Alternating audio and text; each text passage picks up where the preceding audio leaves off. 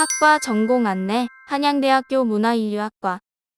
학과, 전공 선택 이유. 저는 문화인류학 중에서도 특히 고고학 분야에 관심이 있어 진학하게 되었습니다. 과거의 흔적을 찾는 일에도 흥미가 있었고 박물관에 특히나 관심이 많았기 때문입니다. 어릴 때부터 부모님 손을 잡고 다양한 박물관을 방문하며 역사 쪽에도 관심을 가지게 되었습니다. 그 중에서도 실제 유물들을 찾고 빛날 수 있게 도와주는 학예사가 멋있다고 생각해서 지원하게 되었습니다. 준비 방법. 학과 입학을 위해 학생부 종합 전형을 위주로 준비했습니다. 가장 어려웠던 점은 한양대 에리카의 학생부 종합 전형이 면접도 없고 별도의 자기소개서도 받지 않는다는 점이었습니다. 본인에 대해 보여주고 평가할 수 있는 지표가 학생 생활 기록부 하나이기 때문에 종합 전형에서는 성적뿐 아니라 수상 실적이나 특기 활동, 자격증 등을 통해 자신의 능력을 입증해야 한다는 것이 어려웠습니다. 하지만 다행히 자기소개서 대신 생활 기록부의 내용 중 본인이 보여주고 싶은 10가지 항목을 리스트로 적어 제출할 수 있으니 이 점에서 자신의 역량을 최대한 어필하고 활용하는 것이 좋다고 생각합니다. 저는 제가 했던 활동 중 전공과 가장 관련이 깊고 인성 등의 면에서도 강조할 수 있을 만한 활동을 위주로 우선순위를 정해 10개의 항목을 적었습니다. 제 생각엔 제가 합격할 수 있었던 가장 중요한 점이 수상 실적을 우선순위에서 가장 뒤로 뒀다는 것인데요. 교과목 성적이나 교내 글짓기 등 여러 대회를 통해 받은 수상 내역은 분명 자신의 능력을 입증할 수 있지만 꾸준히 해온 봉사활동이나 동아리 활동 등에 비해서 일회성에 그칩니다. 이런 점을 고려해서 저는 교내에서 받은 상과 국회의장상 수상 실적을 가장 뒤에 배치하고 동아리 활동과 봉사활동을 가장 앞에 배치하여 전공과의 연관성을 최대한 보여주고자 했습니다. 저는 학생부 종합 전형으로 대부분의 학교를 지원했기 때문에 여러 분야의 활동이 많은 편이었습니다. 그러나 고등학교 1학년 때는 문화인류학과가 아닌 정치외교학과 지원을 희망했기 때문에 1학년 때 했던 활동들이 현재 전공과 연계되지 않는다는 느낌이 들어 힘들었습니다. 하지만 제가 입학한 한양대학교 에리카를 제외하고는 대부분의 학교에서 자기소개서를 받고 있으니 학생부 종합 전형을 쓰려는 친구들이라면 이 점을 학교별로 상세히 알아보고 1, 2학년 때 했던 지원 학과와 다른 활동들도 자신만의 이야기로 자기소개서에 잘 녹여내면 충분히 가능성이 있다고 봅니다. 예를 들어 문화인류학과를 지망하는 학생이 2학년 때 여행 동아리 활동을 했다면 1학년 때 여행 동아리의 경험으로 다양한 지역의 지리를 잘 파악하고 여러 곳을 다니며 견문과 시야가 넓어졌다. 이러한 점이 문화인류학과의 답사에도 배경 지식이 되어 도움이 될 것 같다라는 식으로 자신만의 장점을 내세울 수 있습니다. 이런 식으로 활동을 연결해서 장점으로 내세우려면 무엇보다 자기가 가고자 하는 학과에 대한 상세한 파악과 여러 교과목과 커리큘럼 등에 대한 기본적인 이해가 바탕이 되어야 합니다. 그러면 더 좋은 자기소개서가 나올 수 있을 겁니다. 학교 및 대학 생활. 전공에 도움이 될 만한 교과목은 한국사, 사회문화와 한국지리입니다. 학과 특성상 답사를 매 학기 다니는데 여기서 가장 기초가 되는 것이 답사지에 대한 지리적, 환경적 배경을 바탕으로 한 이해입니다. 그러니 한국지리를 선택해서 공부한 학생이라면 이런 배경 지식에서 유리할 수 있습니다. 그리고 사회문화 과목을 통해 사회의 관습이나 문화 등에 대해 총체적으로 이해하고 배경 지식을 가지고 있으면 여러 인류학 수업에서 조금 더 수업을 수월하게 들을 수 있습니다. 문화인류학과는 문이과 교차 지원이 가능하고 실제로도 문과 이과가 융합된 학문이기 때문에 이과 학생들도 종종 볼 수 있는데요.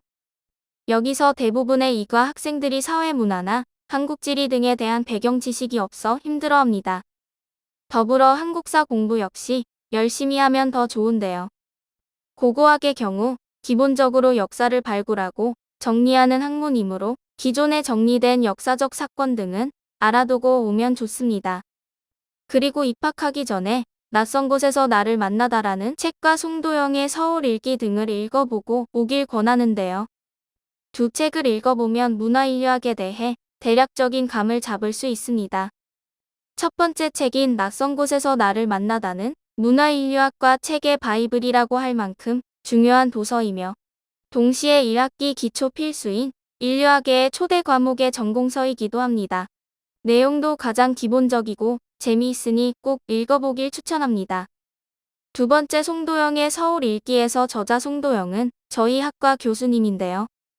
이 책 역시 한국의 인류학에 대해 기본적인 지식을 쌓을 수 있고 동시에 입문서로 가볍게 읽기도 좋습니다. 또한 문화인류학 전공에 대한 오해로 사람의 몸에 대해 배우는 게 아닐까? 고고학과 인류학 중 무엇을 배우는 걸까? 등 크게 두 가지가 있는데요. 학과 전공 수업 중 전공심화로 유전학과 고인 고락 등을 통해 인간의 진화 과정과 신체 구조 등에 배우긴 하지만 의대나 간호대처럼 자세하게 보진 않습니다.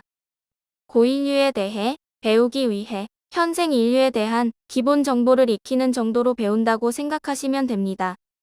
그리고 문화인류학과는 고고학과 인류학 중 무얼 배우냐는 질문 역시 많이 듣는데요. 다른 학교에도 문화인류학과와 유사한 고고미술사학과, 고고학과, 인류학과 등이 존재합니다. 하지만 이런 학과와 달리 문화인류학은 고고학과 인류학을 모두 포괄하는 학과라 모두 배우게 됩니다. 다중전공이나 부전공을 한다면 원할 경우 고고학이나 인류학 둘 중 하나에만 치중해 수강 신청해서 듣는 것도 가능합니다. 그렇지 않으면 대부분 두 분야의 과목을 모두 듣게 됩니다. 입학 전과 후 가장 달라진 점은 친화력이 좋아졌다는 것인데요. 답사를 통해 꾸준히 다양한 지역, 나이대의 여러 사람을 만나며 라포를 형성하는 일을 주로 하다 보니 자연스레 다른 사람과의 대화에서 주도권을 잡고 원하는 방향으로 대화를 이끌어 나갈 수 있게 되었단 것이 가장 큰 변화입니다. 또한 학과에 입학하기 전에도 박물관을 좋아해 자주 다녔는데요. 이전엔 박물관의 유물 하나하나에 집중했다면 요즘은 이 전시를 기획하고 배치한 사람의 의도나 유물들의 배치 순서, 이동 동선, 설명의 적절성 등에 더 중심을 두며 전시를 기획하는 사람의 입장에서 박물관을 꼼꼼히 살펴보게 되었습니다. 우리 학과의 가장 큰 자랑은 문화인류학과 중 가장 오랜 기간 꾸준하게 현지 답사를 해왔다는 점입니다. 다른 학교의 문화인류학과 학생들이 우리 학교 답사에 참여해 답사 방식 등을 배워갈 정도로 오랫동안 꾸준히 이어져 온 전통 있는 답사라는 점이 최고의 자랑입니다. 졸업 후 진로, 우리의 모습. 졸업한 선배들의 주요 진출 분야는 고고학의 경우 박물관이나 발굴기관, 문화재연구소 등이고 인류학은 리서치 업체를 비롯해 다양한 직군과 회사로 진출하는 편입니다. 학과가 필드워크를 꾸준히 다닌다는 것이 가장 큰 특징입니다. 인터뷰를 주로 하고 현지인들과 친분을 쌓는 것이 중요한 일이기 때문에 대부분의 선배가 회사에 입사해서도 이런 장점을 살려 영업직으로 많이 진출하는 편입니다. 박물관 등에서 큐레이터로 활동하려면 대학원에 진학해 학예연구사 자격증을 필수적으로 취득해야 합니다.